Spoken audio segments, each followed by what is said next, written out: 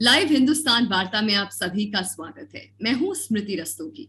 आज इस वेबिनार में हम एक बहुत खास टॉपिक लेकर आए हैं। एक्सप्रेसवे राज्य बनने के लिए यूपी की राह और ये कैसे अर्थव्यवस्था के विकास इंजन को बढ़ावा देगा। इंफ्रास्ट्रक्चर किसी भी अर्थव्यवस्था में व्यापार और विकास के सबसे महत्वपूर्ण त्वरक में से एक है। किसी देश का सड़क नेटवर्क उसके समग्र आर्थिक विकास में महत्वपूर्ण भूमिका निभाता है।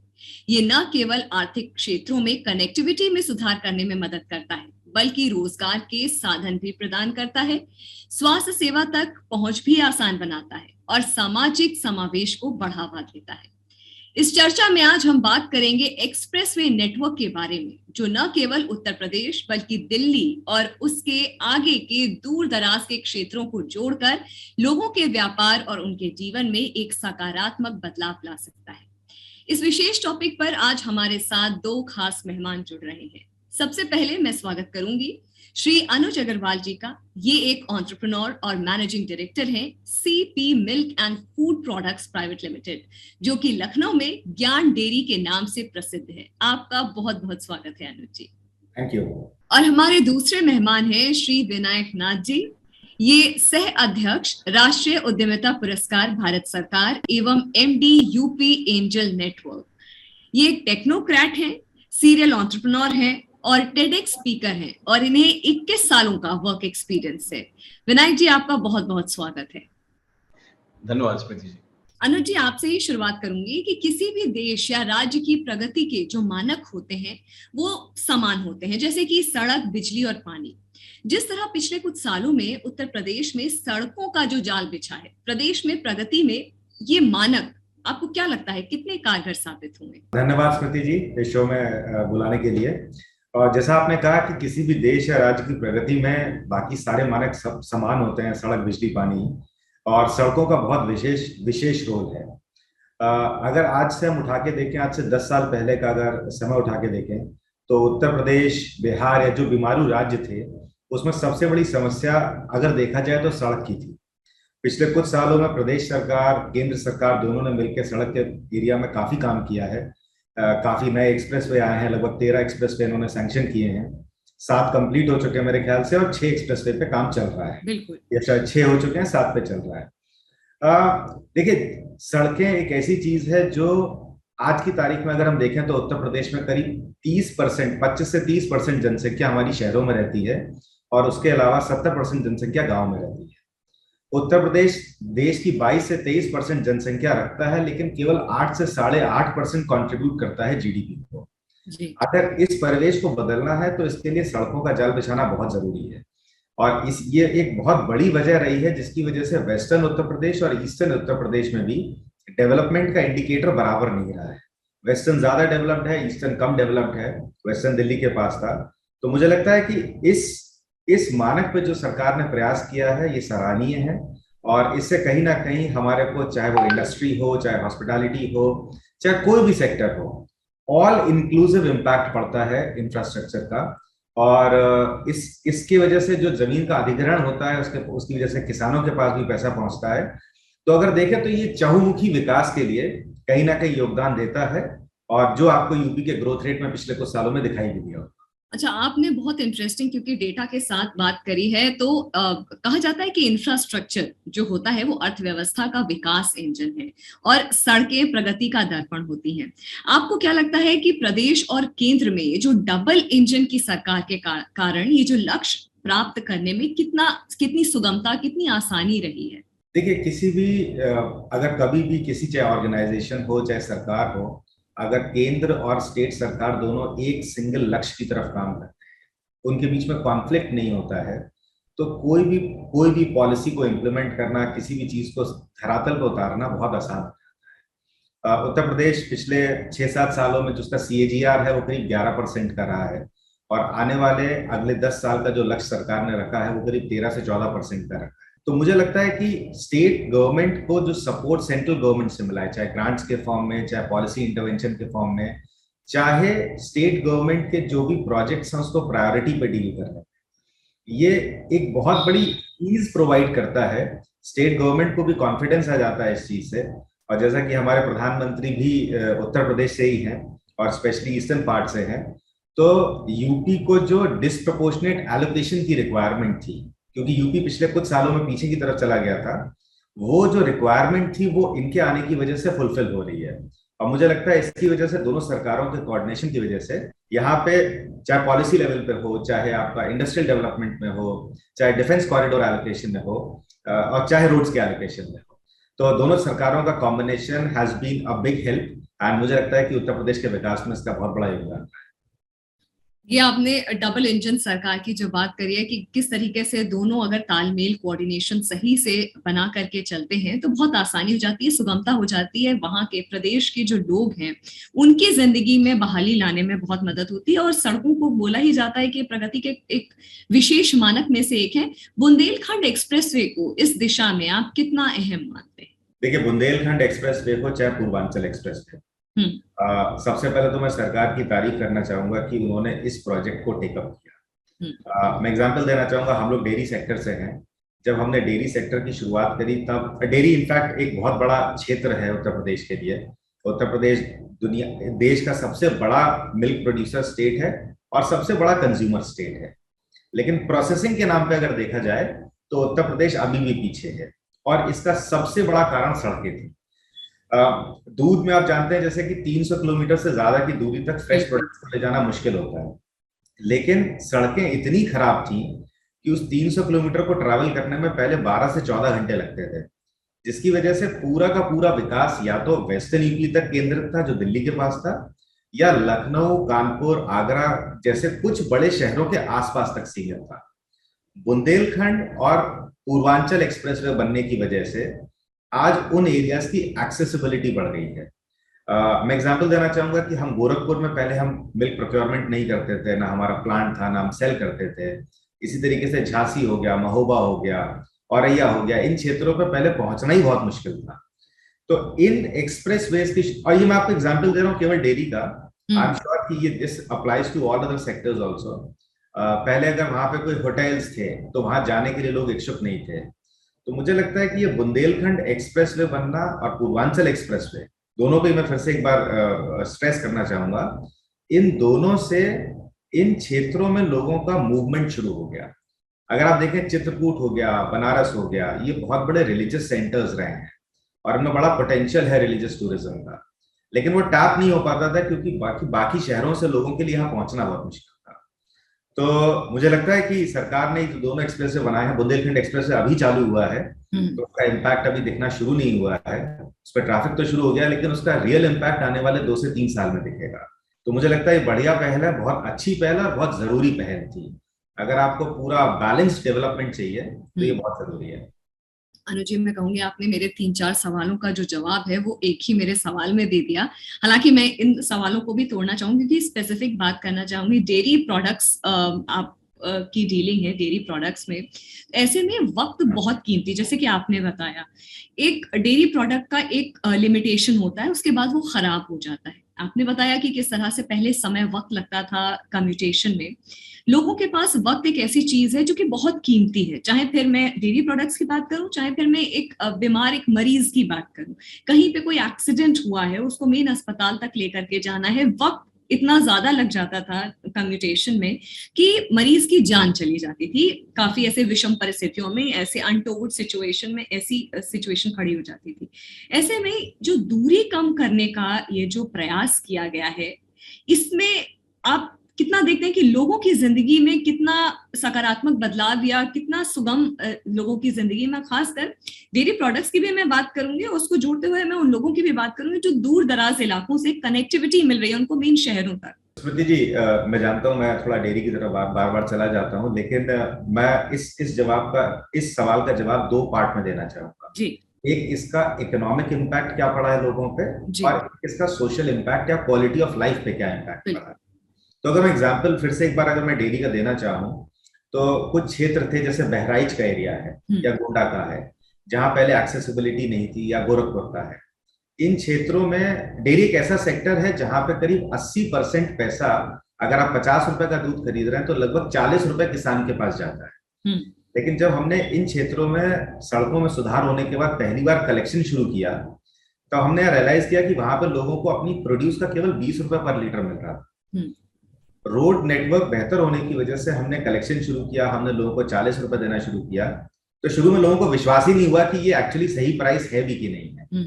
वो इतना परेशान हो चुके थे इस लो प्राइस से कि उनको लगता था हम उनके सारे पैसे लेके भाग जाएंगे, हम उनके पेमेंट डे के ऊपर वो हमारी गाड़ियां रोक लेते थे।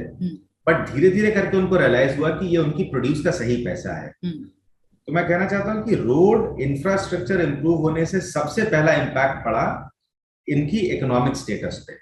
डेयरी एक बहुत बड़ा कंट्रीब्यूटर है, और यही फर्क चाहे वो ग्रेन्स में ले लें, चाहे वो वेजिटेबल्स में ले लें, जो भी पेरिशेबल आइटम्स हैं, उन चीजों को शहरों तक पहुंचाने का जो मॉड्यूल था वो इतना कमजोर था कि उनको अपनी प्रोड्यूस का सही पैसा नहीं मिल पाता था।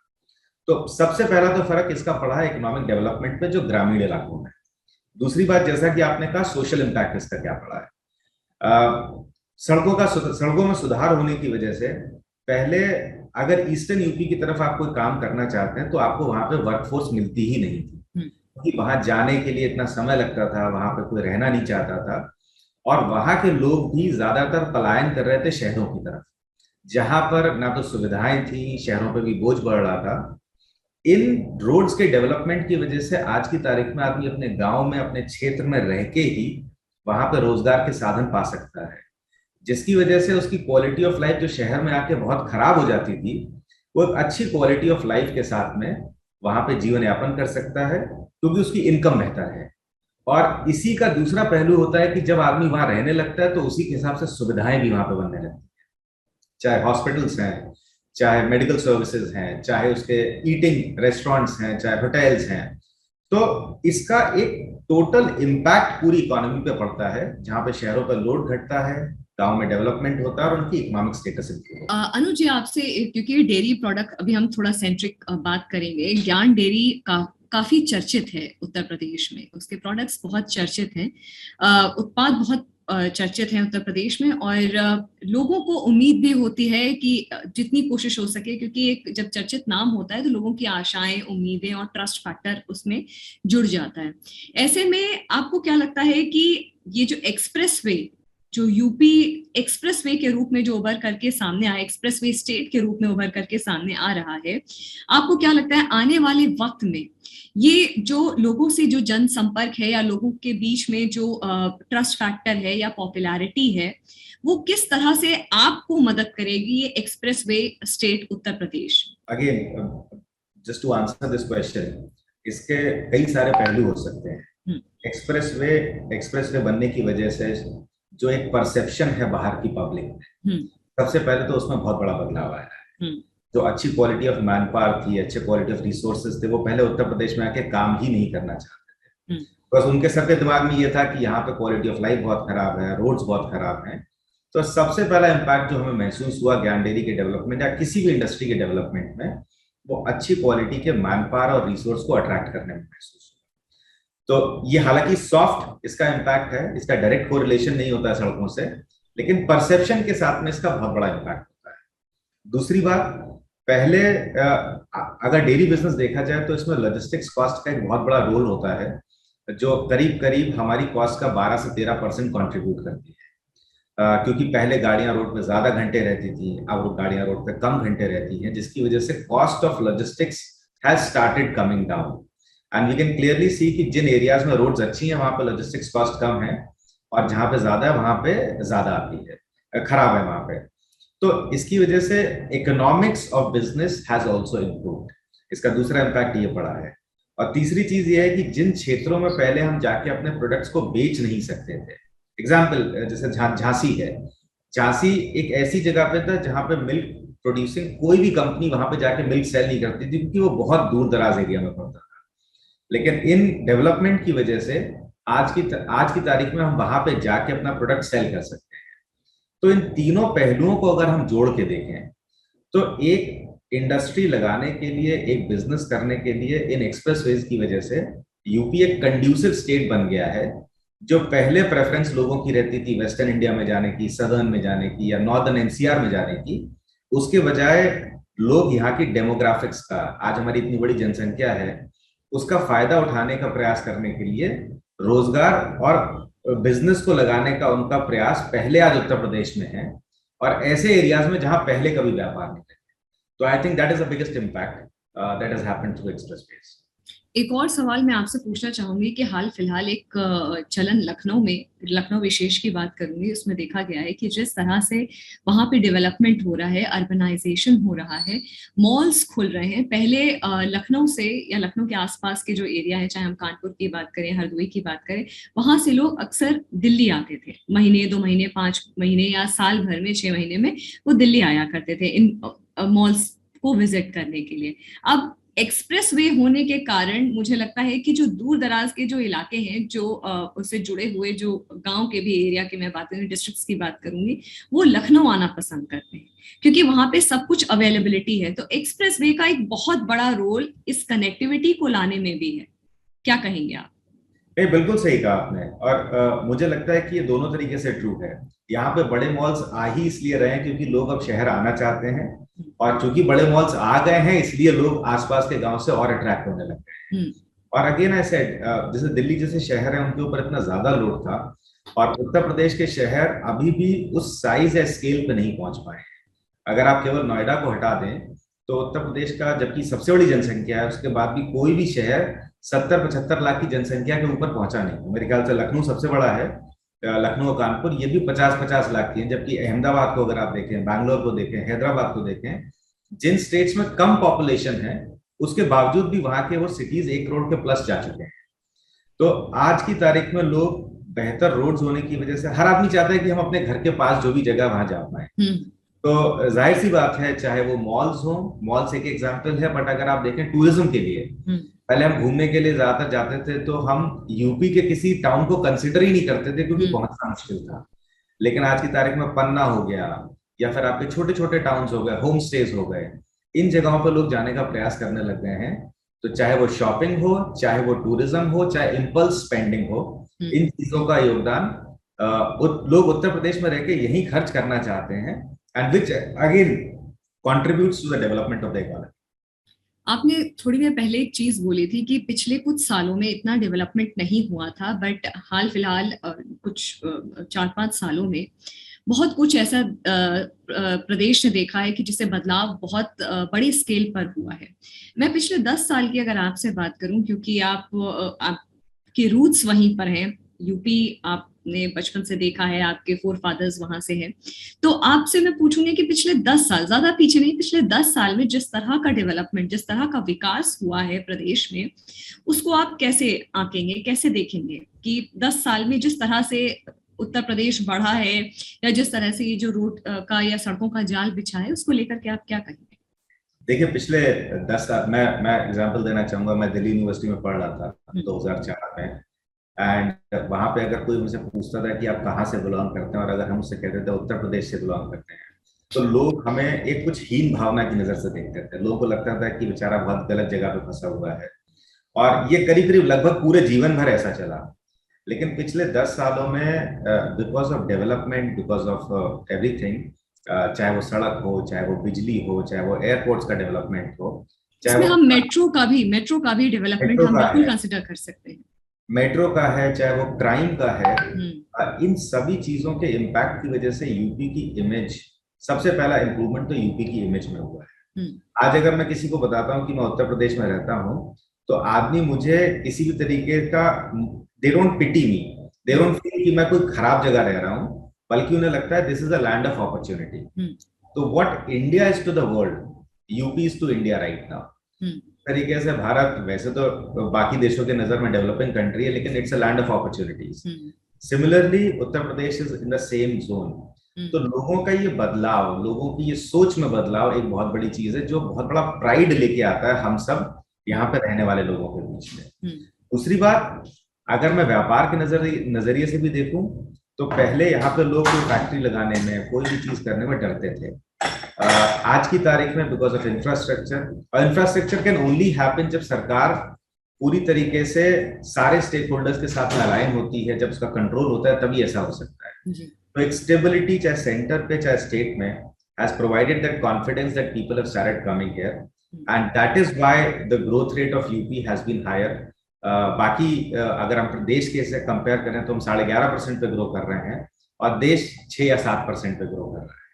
तो I think that has been a big change. Anuj ji, आपसे एक और बात, क्योंकि चर्चा इतनी खास, इतनी विशेष है, एक और बात जो मुख्य रूप से निकल करके सामने आती है, कोविड का दौर। जो कोविड का दौर, लॉकडाउन का पीरियड, और खासकर जो पिछले साल का जो दौर था, वो काफी चैलेंजिंग था। ऐसे में जो बड़े बड़े सिटीज थे, डेवलप सिटीज थे, टियर 1 सिटीज थे, वहां से लोगों ने पलायन करना शुरू किया, रिवर्स माइग्रेशन करना शुरू किया है, वापस लौटना शुरू किया है। और देखा गया है टियर 2 या टियर 3 सिटीज में उनको एक स्टैंडर्ड ऑफ लिविंग या ईज ऑफ लिविंग ज्यादा कंफर्टेबली वो जीना चाहते हैं। और यूपी उसमें, उत्तर प्रदेश में लखनऊ और कानपुर एक ऐसे 2 सिटीज निकल करके आए हैं जिनमें लोग वापसी कर रहे हैं, चाहे फिर वो अपना खुद का कारोबार शुरू करने के लिए सोच रहे हो या जॉब के लिए सोच रहे हो।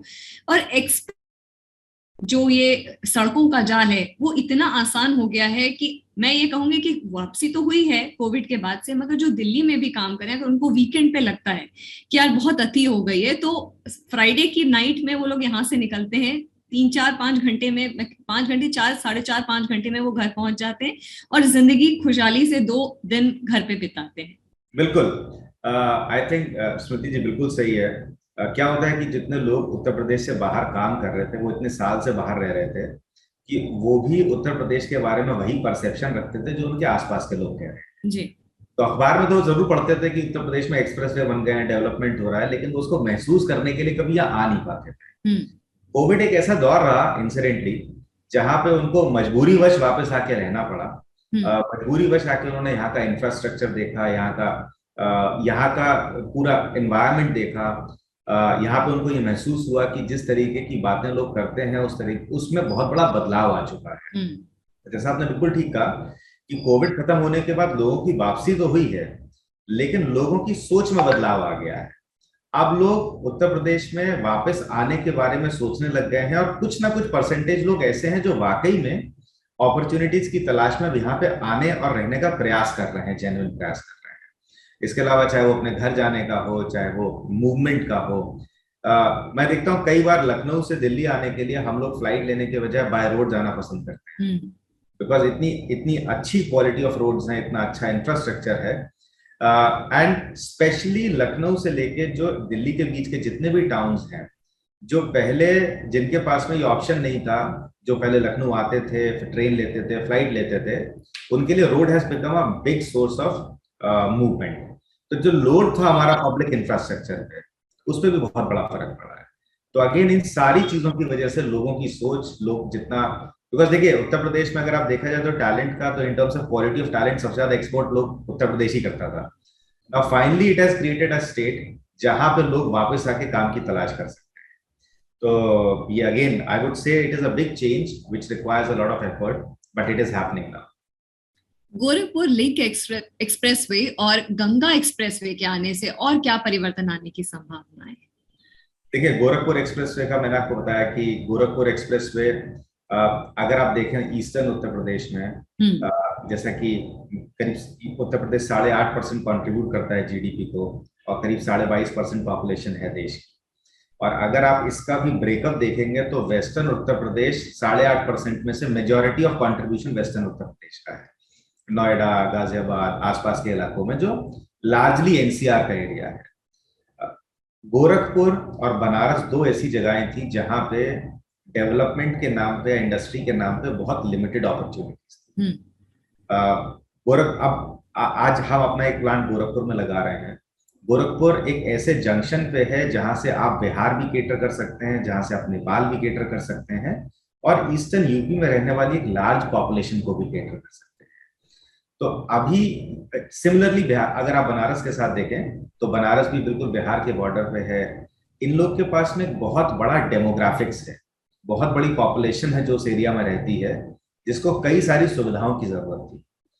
एक्सप्रेसवे आने की वजह से वो एक मीडियम बन गया है कि वो सुविधाएं उन तक पहुंच पाए और वहां पे रोजगार का सृजन हो, वहां पे डेवलपमेंट हो। तो मुझे लगता है कि चाहे गोरखपुर एक्सप्रेसवे है, चाहे गंगा एक्सप्रेसवे है, गंगा एक्सप्रेसवे का काम शुरू हुआ है, तो गंगा एक्सप्रेसवे के आने के बाद भी जो क्षेत्र पिछड़े थे या जो मेन रोड से अलग पड़े हुए थे, उन क्षेत्रों में जो विकास का जो कार्य होना था, हिस्टोरिक टाइम से अगर आप देखते हैं तो गंगा के किनारे ही सेटलमेंट्स सारे शुरू हुए थे, सिविलाइजेशन का डेवलपमेंट वहीं से हुआ था। लेकिन कहीं ना कहीं डेवलपमेंट की दौर में ये क्षेत्र ही सबसे ज्यादा पिछड़ गए थे। तो मुझे लगता है कि गंगा एक्सप्रेस और गोरखपुर लेक एक्सप्रेस जैसी चीजें आने से इन क्षेत्रों में जो डेवलपमेंट है उस पर एक बहुत बड़ा इम्पैक्ट पड़ेगा। और बिकॉज ऑफ इंडस्ट्रियल डेवलपमेंट इसके आसपास फैक्ट्रीज लग रही हैं, डिफेंस कॉरिडोर्स लग रहे हैं, इन सब चीजों का इम्पैक्ट आपको देखना चाहिए। आपने बात करी किस तरह से बनारस में वाराणसी काशी एक रिलीजियस टूरिज्म का हब है और अब और बड़े हब की तरह वो उभर करके सामने आ रहा है, चाहे फिर हम अयोध्या की बात करें। रिलीजियस टूरिज्म के बारे में आपने मेंशन किया था स्टार्टिंग में कि किस तरह से रिलीजियस टूरिज्म को भी बढ़ावा मिल रहा है, क्योंकि लोग अचानक अब अपना मन बना पा रहे हैं कि अच्छा ठीक है, अगर नवरात्र है या शिवरात्रि है तो हम जा सकते हैं, we can visit a certain place, that particular place, और हम अपना जो इस तरीके से सरकार को भी आसानी हो रही है इस टूरिज्म को लेकर के जो पहल हो रही है, जो इनिशिएटिव्स हो रहे हैं उनको बढ़ावा देने में। तो एक्सप्रेस वे और रिलीजियस टूरिज्म उत्तर प्रदेश में किस तरह से एक नई अपॉर्चुनिटी और रोजगार के साधन आप देखते हैं? स्मृति जी, अगर आप देखें उठा के तो जितने भी बड़े धर्म हुए हैं अपने देश में या दुनिया में, उनमें से ज्यादातर धर्म का जो सोर्स रहा है वो उत्तर प्रदेश का है। चाहे वो अयोध्या में रहे हो भगवान राम, चाहे कृष्ण रहे हो वृंदावन में, चाहे बनारस में शिव जी का रहा हो, ये सारे क्षेत्र ऐसे हैं जहां पे आज से नहीं कई हजारों सालों से रिलीजियस टूरिज्म एक बहुत बड़ा सोर्स था इकोनॉमी का, बहुत बड़ा सोर्स था लोगों के जाने का, आस्था का प्रतीक था।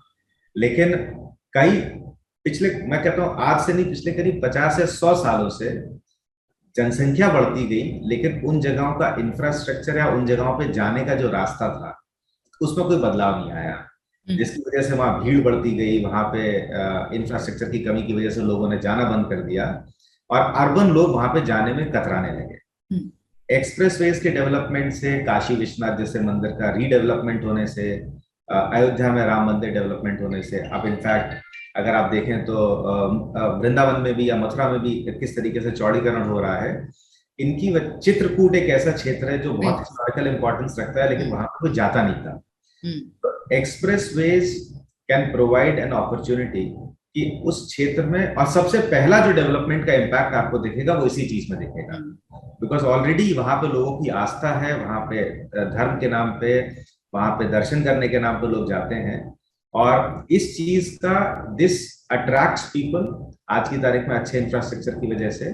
और अब मेरे ख्याल से अब कुंभ का मेला आ रहा है इलाहाबाद में आने वाले 2-3-4 महीने में, सरकार उसका भी बड़ा अच्छा आयोजन करने का प्रयास कर रही है। तो मुझे लगता है कि जैसे जैसे हमारे रोड इंफ्रास्ट्रक्चर बेहतर होता जाएगा, वैसे वैसे लोगों को यहाँ पे आने की जो सुविधा है वो और सुगम होती जाएगी। और इसका भी again it is this tourism also contributes to the economy, because अगर लोग आते हैं, होटल में रुकते हैं, खाते हैं, पीते हैं, हर तरीके के लोगों को रोजगार मिलता है। तो मुझे लगता है इसका बहुत बड़ा फर्क पड़ना चाहिए। अनुज जी, एक और सवाल जो है वो ये कि राज्य मार्गों एक्सप्रेसवेज के आने के बाद से जो उनके आसपास का जो इलाका है वहां पे प्राइसेस, रियल एस्टेट जो प्राइसेस हैं उनमें भी बढ़ोतरी हुई है, वो भी बढ़े हैं प्राइसेस। इनको आप कैसे देखते हैं, इस डेवलपमेंट को आप कैसे देखते हैं? बिल्कुल ठीक कहा आपने कि रियल एस्टेट प्राइसेस में बहुत बड़ा चेंज आया है। और अगेन एक्सप्रेसवेज एक ऐसा, जैसा कि आपने बताया कि लोगों ने रिवर्स माइग्रेशन किया कोविड टाइम पे, लोग आए यहाँ पे रहे, उनको महसूस हुआ कि इस जगह पर रहने में सुविधा है। एक्सप्रेसवेज के डेवलपमेंट की वजह से लोग दूर दराज के क्षेत्रों में भी इकोनॉमिक डेवलपमेंट पहुंचा, वहां पे फैक्ट्रीज लगनी शुरू हुई। और आज की तारीख में फॉर एग्जांपल मैं अगर आप लखनऊ का देखना चाहूँ तो पहले अगर हमें फैक्ट्री लगानी होती थी तो हम लखनऊ के 5-7-10 किलोमीटर 20 किलोमीटर का एरिया देखते थे, बोथ बिकॉज वहां पहुंचना मुश्किल था, दूसरा वहां पर क्राइम का प्रॉब्लम था। लेकिन आज रोड्स बेहतर होने की वजह से हम 50 किलोमीटर, 60 किलोमीटर, 70 किलोमीटर दूर भी फैक्ट्री लगाने में हम लोग को कोई एतराज नहीं है। इसकी वजह से वहां पे रियल एस्टेट प्राइसेस हैं, चाहे वो इंडस्ट्रियल हो, चाहे वो कमर्शियल हो, चाहे वो होम्स के हो, उनमें बहुत बड़ा इजाफा हुआ है। और अगर आप देखें तो जमीन ज्यादातर सबसे lower bottom of the pyramid पे आदमी या उस क्षेत्र का आदमी ओन करता है। तो रियल एस्टेट प्राइसेस बढ़ने की वजह से जो पैसा है वो उत्तर प्रदेश के उन लोगों के पास पहुंच रहा है जहां तक उसे पहुंचना चाहिए। तो अगर मैं कहूंगा ट्रिकल डाउन इफेक्ट, तो शुरुआत तो ऊपर के लेवल पे होती है, लेकिन वो पैसा नीचे पहुंचता गरीब किसान तक या फिर जो लैंड ओनर है उसके पास में। तो again this is something that is also an indicator of development. तो रियल एस्टेट प्राइसेस बढ़ना, अगर आप किसी भी स्टेट का कोरिलेशन निकालेंगे कि उसका रियल एस्टेट प्राइसेस और कितना ग्रोथ रेट है, तो दोनों में आपस में कोरिलेशन मिलेगा। तो मुझे लगता है कि ये भी दर्शाता है कि जिस तरीके से जिस जिस क्षेत्र में ये राजमार्ग बनते जा रहे हैं, वहां पे एक बड़ा अच्छा डेवलपमेंट, और this is coming up as a sector. जो पहले real estate largely Kanpur, Lucknow, Agra में फोकस था, now real estate companies are coming up in Banaras, Gorakhpur and Bundelkhand. Anuj ji, आज आप हमारे साथ जुड़े और इस चर्चा में खास आपने इनपुट्स दिए। बहुत अच्छा लगा आपसे बात करके। आपका बहुत बहुत धन्यवाद। Thank you Smriti ji, it was a pleasure and my honour to be here. Thank you so much. Vinayak ji, जैसे कि हमारी चर्चा हो ही रही थी, बात हो रही थी कि किस तरह से प्रगति के जो मानक होते हैं वो सड़क, बिजली और पानी होते हैं। उत्तर प्रदेश में जिस तरह से एक्सप्रेसवे का डेवलपमेंट हो रहा है, एक्सप्रेसवे राजधानी के रूप में उत्तर प्रदेश उभर करके सामने आ रहा है। 13 एक्सप्रेसवे के साथ इस एक्सप्रेसवे राजधानी का जो निर्माण हुआ है, उसमें 6 एक्सप्रेसवे पूरे हो चुके हैं, 7 का निर्माण अभी विभिन्न चरणों में हो रहा है। इस विकास की गति को आप कैसे देखते हैं? ये अभूतपूर्व गति है। माननीय योगी जी ने जो नया कॉन्सेप्ट बनाया, कनेक्टिंग उत्तर प्रदेश, कि सब लोगों को राजधानी से कैसे जोड़ा जाए, ये एक बहुत ही अच्छी पहल है और ऐसी चीज होनी चाहिए थी। क्योंकि जो दूर सुदूर इलाकों में बैठे हैं, जैसे कि बरेली या सहारनपुर, उनको दिल्ली पास लगता था, लखनऊ दूर। तो ये बहुत अच्छी पहल है। और साथ साथ में क्योंकि शासनिक राजधानी भी लखनऊ की कनेक्टेड ऑडियंस के साथ काम करती है, तो जो लोग आ पाएंगे यहाँ काम करने के लिए, उनके लिए स्टेट के साथ, गवर्नमेंट के साथ और पॉलिटिकल सिस्टम हो या ब्यूरोक्रेसी हो, उसके साथ काम करना तो आसान होगा ही। साथ में क्योंकि ये एक अंतर्राष्ट्रीय हवाई अड्डा है, तो उसकी वजह से उनको आगे स्टेट में ट्रेवल करना या इंटरनेशनल ट्रेवल करना भी बहुत आसान होगा। और अगर हम बात करें जो सोशल इकोनॉमिक डेवलपमेंट है, सामाजिक आर्थिक विकास के नजरिए से उत्तर प्रदेश का एक्सप्रेसवे राज्य बनना कितना खास, कितना अहम है? देखिए, ये भारत का सबसे बड़ा राज्य है, आबादी के मामले में भी और क्षेत्रफल के मामले में भी। और अगर इस तरह से देखें तो विश्व की चौथी सबसे बड़ी आबादी उत्तर प्रदेश की आबादी के बराबर है। तो उतने बड़े राज्य को अगर हम सड़कों से, जो कि समय के साथ कम ना करें, समय को जोड़ती हूँ, तो वो स्टेट के लिए अपने आप में एक फेलियर हो सकता है। मैं एग्जांपल दूं, मैं स्टेट का नाम नहीं लूंगा, वो भी बहुत बड़ा स्टेट है। मुझे उसमें कुछ 1100 किलोमीटर ट्रैवल करने के लिए 51 घंटे लगे थे, गाड़ी मेरे पास अपनी थी तब भी। और वही चीज मैंने उत्तर प्रदेश में, मैं अपने लखनऊ, मैं घर से मैं अपने दिल्ली के ऑफिस जाने के लिए मुझे साढ़े 6 से 7 घंटे लगते हैं औसतन।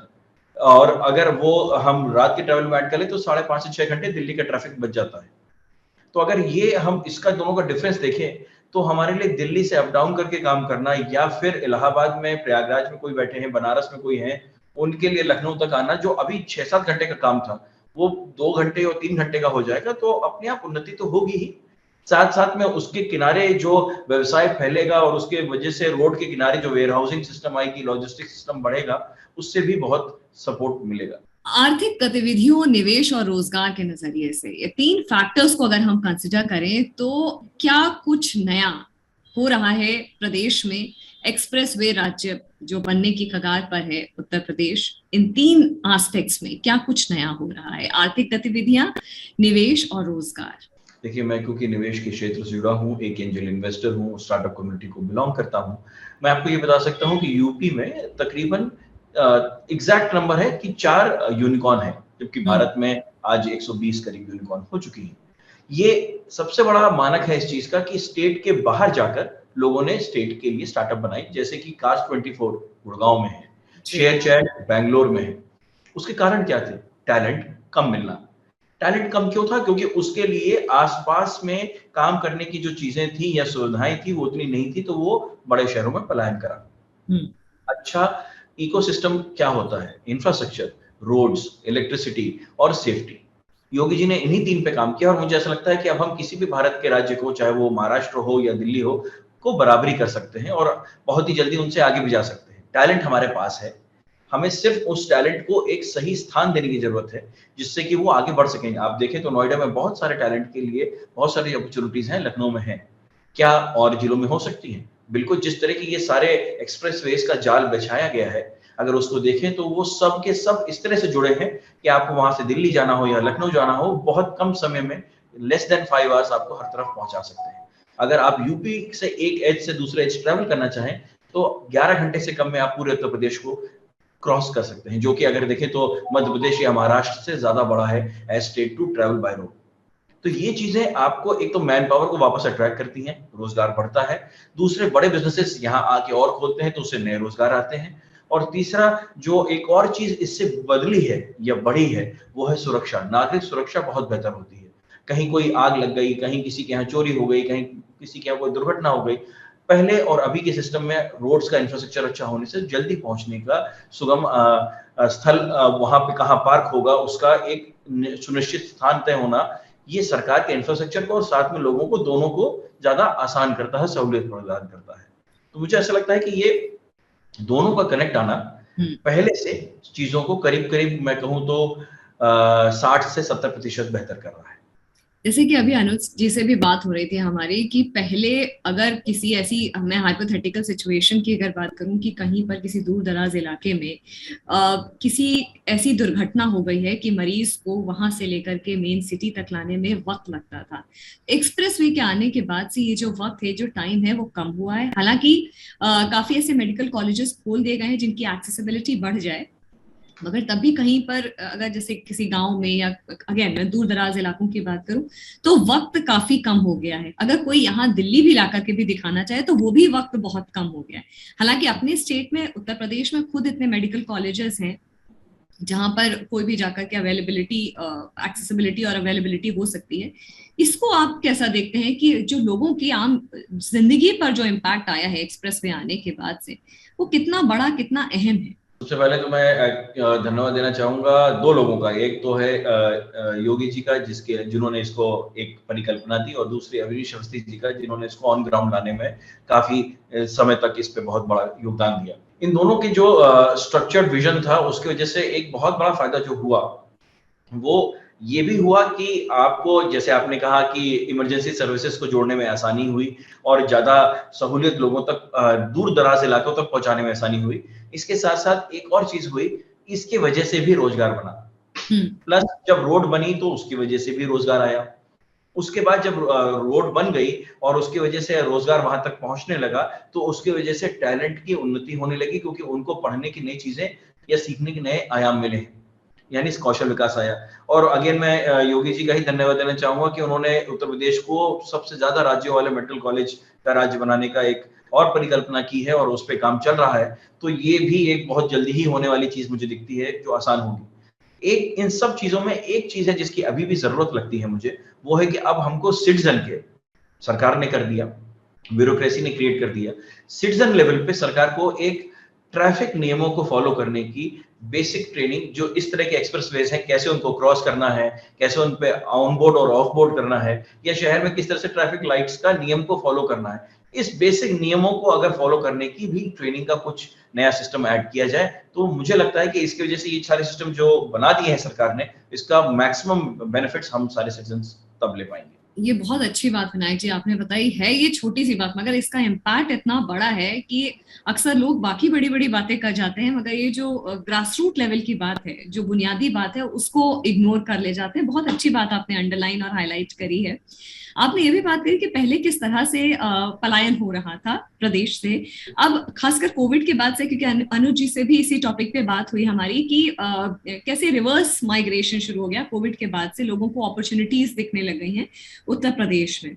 ये काफी कुछ इसका जो हम कहेंगे कि एक मेन कारगर जो है वो एक्सप्रेसवे होना बहुत बड़ी चीज है, कि जिस तरह से उत्तर प्रदेश अपने आप में उभर करके आया, चाहे हम मॉल्स की बात करें, चाहे हम कुछ बुनियादी जो सुविधाएं उनकी बात करें, चाहे हम मेट्रो की बात करें, चाहे हम एयरपोर्ट की बात करें, इस पूरे डेवलपमेंट को आप कैसे समझाने की प्रयास करेंगे कि किस तरह से ये जो वापस लोगों ने आकर के अपॉर्चुनिटीज ढूंढना शुरू कर दिया है आसान हो गया, खासकर कोविड के बाद से? मैं अभी ये नहीं कहूंगा कि कोविड के बाद से, कोविड अभी भी एक सीरियस बीमारी है, ध्यान देने की जरूरत है। हाँ, लॉकडाउन के बाद से मैं जरूर कह सकता हूँ इसमें दो डिफरेंस आए हैं। एक तो ये कि जो टैलेंट वापस लौट के आया, जैसे बेंगलोर से या मुंबई से या दिल्ली से, उसको वापस जाने में डर लगा। डर के दो कारण थे, एक उसकी आर्थिक सुरक्षा उसको कम लगी, और दूसरा ये कि जब वहां पे लॉकडाउन एकदम से हुआ और वो फंस गया, तो उसके पास लोकल इकोसिस्टम यानी कि आसपास के परिप्रेक्ष्य का कोई भी सपोर्ट सिस्टम नहीं था।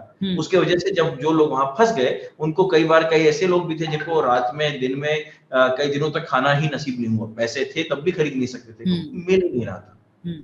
तो लोगों ने पलायन ना करने की काफी कोशिश करी है। इसमें यूपीडा का जो ये पूरा स्ट्रक्चर बना हाईवेज का, इसने करीब करीब मैं कहूंगा 90% लोगों की हेल्प करी है।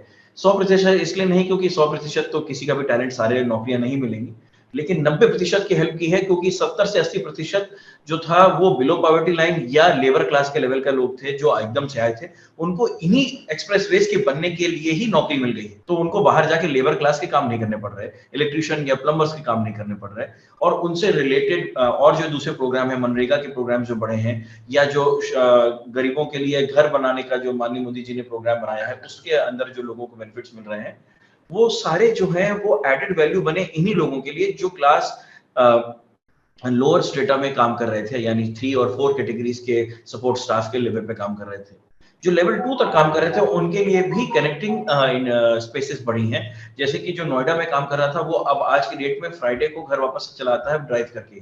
बिल्कुल। पहले का एक्सप्रेसवे का एग्जांपल देता हूं मैं आपको, कैसे वो एक्सप्रेसवे अच्छा तो था लेकिन स्टेट के लिए अच्छा नहीं था।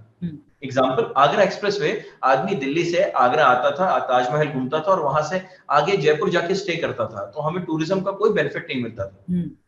अब क्योंकि वो आगरा एक्सप्रेसवे से लखनऊ तक भी आ सकता है, तो वो टूरिस्ट सोचता है मैं जयपुर क्यों जाऊं, एक बार यूपी भी घूम लेता हूं, यहाँ भी कई चीजें थी करने के लिए। तो ये प्रैक्टिकल एक्सप्रेसवे हुआ। क्या वो गलत था? बिल्कुल नहीं, बट उससे सीख मिली कि ये वाली चीजों की जरूरत थी। दोनों के अपने अपने उपयोगिता है, लेकिन इसकी उपयोगिता अब प्रैक्टिकल आज के समय में लोगों को एक तो समय की बचत हो रही है, और साथ साथ में टूरिज्म में भी सपोर्ट मिल रहा है, उससे भी एक रोजगार आ रहा है, और इन सब के साथ लॉजिस्टिक्स इंडस्ट्री का सपोर्ट आ रहा है। किसी भी इकोनॉमी को बड़ा होने से पहले इकोनॉमी बनने के लिए इंफ्रास्ट्रक्चरल बेस चाहिए होता है। Road transportation, rail transportation and air transportation, ये जो होते हैं वो इंफ्रास्ट्रक्चर के एक मूलभूत आधार होते हैं, जिसमें रोड सबसे पीछे था, अब रोड सबसे आगे है, और उसी के बाद अगर आप देखें तो रोड ही आगे जिसकी आज हम बात कर रहे हैं, उसी के साथ साथ उत्तर प्रदेश 5 राज्यों का अंतरराष्ट्रीय हवाई अड्डा बन रहा है, और उसी के साथ साथ यहाँ पे 76 नए हेली पोर्ट्स बन रहे हैं। तो हवाई में भी हम सबसे आगे होने जा रहे हैं, प्रदेश नहीं देश में। तो इन दोनों को देखिए तो इंफ्रास्ट्रक्चर सपोर्ट कम्युनिकेशन को कम समय में पूरा करने के लिए, जिससे कि लोगों को ज्यादा सुविधाएं तो मिले ही, साथ में रोजगार के ज्यादा आयाम बढ़े, लोग यहाँ से पलायन करके ना जाए, यही काम करके बाहर से सामान खरीदने के लिए जाए, और फ्यूचर में और 2 साल के अंदर सामान खरीदने की दुकानें यही खुल जाएंगी। जब आपके पास सिर्फ इकोनॉमी डिस्पोजेबल इनकम स्टेट में लखनऊ या मैं कहूँ मुरादाबाद में या महोबा में ज्यादा होगी, तो महोबा का आदमी लखनऊ जाने के बजाय दिल्ली क्यों जाएगा, वो महोबा में खरीद सकेगा। बिल्कुल। जैसे विनायक जी, आपको मैं बताऊं कि मैं खुद लखनऊ से बिलोंग करती हूँ, तो कई बार क्या होता था, पहले मन बनाना पड़ता था, एयर टिकट्स करने पड़ते थे या रेलवे के टिकट्स करने पड़ते थे लखनऊ जाने के लिए। अब ये मेरा खुद का भी एक्सपीरियंस है, क्योंकि एक्सप्रेस वे आने के बाद से इस चीज पे सोचना नहीं पड़ता। जैसा कि आपने बोला, फ्राइडे की नाइट में निकला जा सकता है और फिर आराम से पहुंच करके सैटरडे संडे घर पे रह करके मंडे की मॉर्निंग फिर से आया जा सकता है।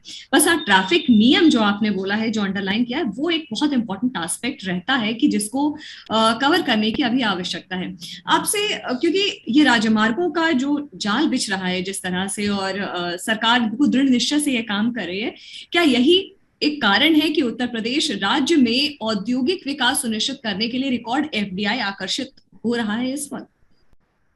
मैं इसका दूसरा कारण कहूंगा। एक विजनरी प्राइम मिनिस्टर और एक विजनरी चीफ मिनिस्टर अगर साथ में डबल इंजन चलाते हैं तो एफडीआई ऐसे भी आने वाला था। एफडीआई आने की वजह से नहीं, रोड्स की वजह से एफडीआई नहीं आया। एफडीआई आया माननीय योगी जी और माननीय प्रधानमंत्री मोदी जी के विजन को लेके जो स्टेट का था उसकी वजह से। उसको सपोर्ट करने का जो प्रॉमिस था स्टेट गवर्नमेंट और सेंट्रल गवर्नमेंट का, वो इस नेटवर्क ऑफ रोड्स ने पूरा किया, जो कि और एफडीआई लाने में अब काम आ रहा है। तो अगर हम देखें कि पहले और दूसरे और तीसरे इन्वेस्टर समिट्स जो हुए थे, तो पहले और दूसरे इन्वेस्टर समिट में विजन था जिसकी वजह से लोग आए। उस विजन को ग्राउंड पे रियलिटी बनाना बहुत मुश्किल काम होता है। उसका एग्जैक्टली जो कहा था वो करा, का रियलिटी लाके दिखाया गया है, और वो रियलिटी दिखाने की वजह से आज नया एफडीआई अब 2022 में जो आ रहा है और जो हम विदेशों में देख रहे हैं कि अब वहां पे पैंडेमिक के लॉकडाउन जब खुले हैं और लोग वहां पे देख रहे हैं नई अपॉर्चुनिटीज, तो उनको दिखता है कि यूपी में नई अपॉर्चुनिटीज, टैलेंट सस्ता मिल सकता है, नेचुरल रिसोर्स सस्ते मिल सकते हैं और अवेलेबिलिटी ऑफ इंफ्रास्ट्रक्चर है, इसलिए उनका बड़े शहरों से कनेक्ट आसानी से हो सकता है, यानी कि उनके जरूरत की या लग्जरी की या मैं कहूँ नेसेसिटी की चीजों तीनों को लाना बहुत आसान हो गया है। तो लोगों का इवन बाहर के देशों से आना काफी बढ़ रहा है। और ऐसे मैं कुछ स्टार्टअप्स को या मैं ऐसे कुछ बिजनेस के उद्यमियों को जिनको मैं जानता हूँ, जिनके बिजनेस अभी वो बैंगलोर या फिर वो यूके में खोल रहे थे, उनमें से एक ने अभी यूपी में खोल लिया है जो यूके में खोल रहे थे, और एक और है जो बैंगलोर के बजाय अब लखनऊ को बेस कर रहे हैं, जिसका एक्चुअल बैक एंड ऑफिस जो है वो प्रयागराज होगा। ये अपॉर्चुनिटी, क्योंकि प्रयागराज से लखनऊ आना आज के डेट में करीब करीब 4.5-5 घंटे लगते हैं अगर ट्रैफिक बहुत ज्यादा हो, लेकिन एक्सप्रेसवे जब बन जाएगा, ये भी कनेक्टिंग वे जब इसमें आ जाएगा, तो ये करीब 2-2.25 घंटे हो जाएगा। तो 2-2.25 घंटे आप सुबह लखनऊ से उठिए और ऑफिस जाइए, काम करिए और आ जाइए। और दिल्ली, बंबई जैसे शहर फेल हो गए हैं आबादी बड़े होने और क्षेत्रफल बड़े होने से, ट्रैफिक बढ़ने से। अब वहां पे रोडों को बड़ा करने की स्पेस नहीं है। अगर मैं ग्रेटर नोएडा से गुड़गांव जाना चाहता हूँ एक मीटिंग के लिए, मुझे 3 घंटे भी लग सकते हैं। तो इससे अच्छा है कि मैं लखनऊ आ जाता हूँ, मुझे यहाँ से परी चौक यानी ग्रेटर नोएडा जाने में ही 4.5-5 घंटे लगेंगे। और वही अगर मुझे इलाहाबाद जाना है तो 2-2.5 घंटे लगेंगे, कानपुर जाना है तो 1.5 घंटे लगेंगे। वो 1.5 घंटे घट के अब 47-45 मिनट हो जाएगा। तो आप देखिए कि मुझे ग्रेटर नोएडा से गुड़गांव या ग्रेटर नोएडा से दिल्ली जाने के बजाय, या मुझे सायन से नवी मुंबई या वर्ली से मुझे थाने जाने के बजाय मैं कानपुर से लखनऊ आ सकता हूँ उससे कम समय में। तो फिर उन्नति लखनऊ की या कानपुर की या इलाहाबाद, प्रयागराज, बनारस की तभी तो ज्यादा होगी। और ये बड़ी कंपनियों को दिखने लगा है, और इस वजह से ही पलायन बड़ी कंपनियों का यहाँ पर मुझे ऐसा लगता है 2023-24 में काफी बड़ी मात्रा में होने वाला है। राज्य सरकार ने वन डिस्ट्रिक्ट वन प्रोडक्ट की पहल की है। इस पहल से हर जिले के एक विशेष स्थानीय उत्पाद को सरकार संरक्षण और बढ़ावा देगी। इन निवेश स्थानीय उत्पादों को बाहरी बाजारों में लोकप्रिय बनाने के लिए आपको लगता है कि रोडवेज कनेक्टिविटी कितनी अहम भूमिका निभा सकती है? देखिए, जैसे मैंने पहले भी कहा, माननीय योगी जी और माननीय प्रधानमंत्री मोदी जी, इन दोनों के विजन में एक प्रोडक्ट का कंसेप्ट आया था, वो था GIS products, global positioning products का, जिसमें ODOP भारत का पहला राज्य बना उत्तर प्रदेश, जिसने इसको लागू भी किया और सक्सेसफुली इसका क्रियान्वयन भी किया।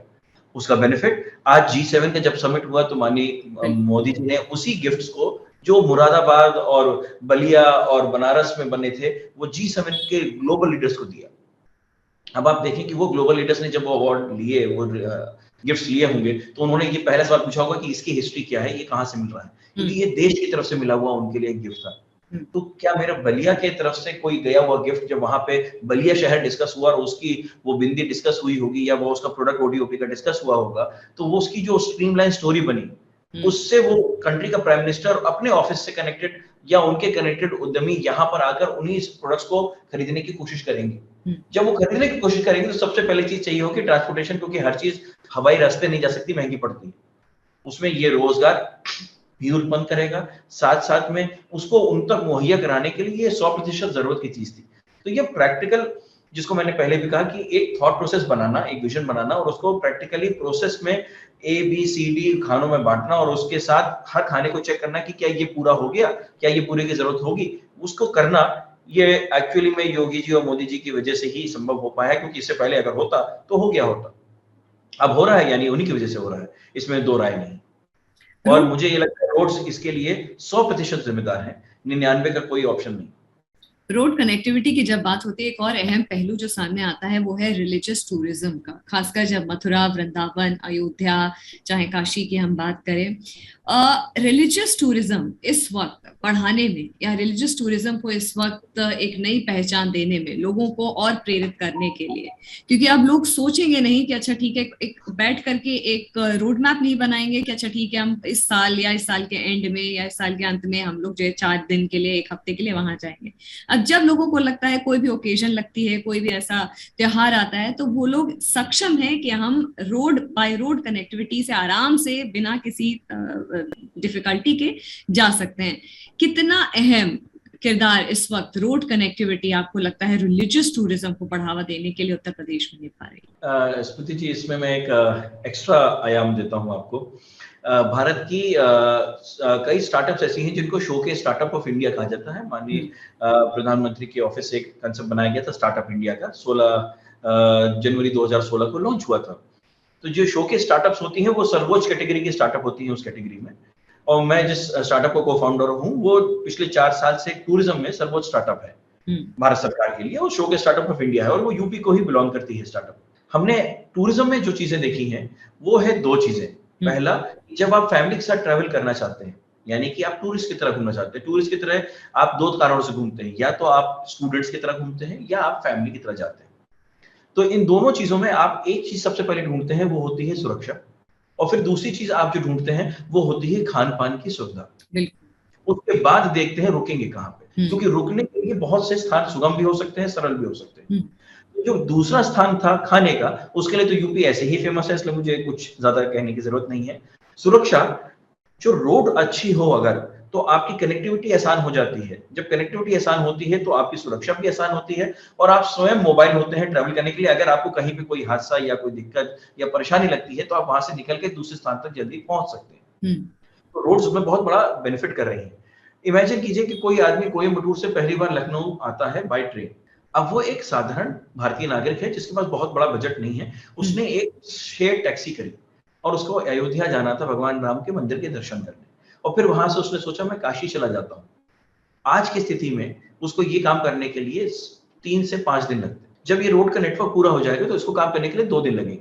वो यहाँ लखनऊ में उतरेगा, लखनऊ से अयोध्या जाएगा 1.5 घंटे के अंदर, दर्शन करके वहां से चला जाएगा बनारस 2 घंटे के अंदर, वहां से दर्शन करके वापस चला आएगा, अगले दिन थकने की वजह से आराम करके चला आएगा।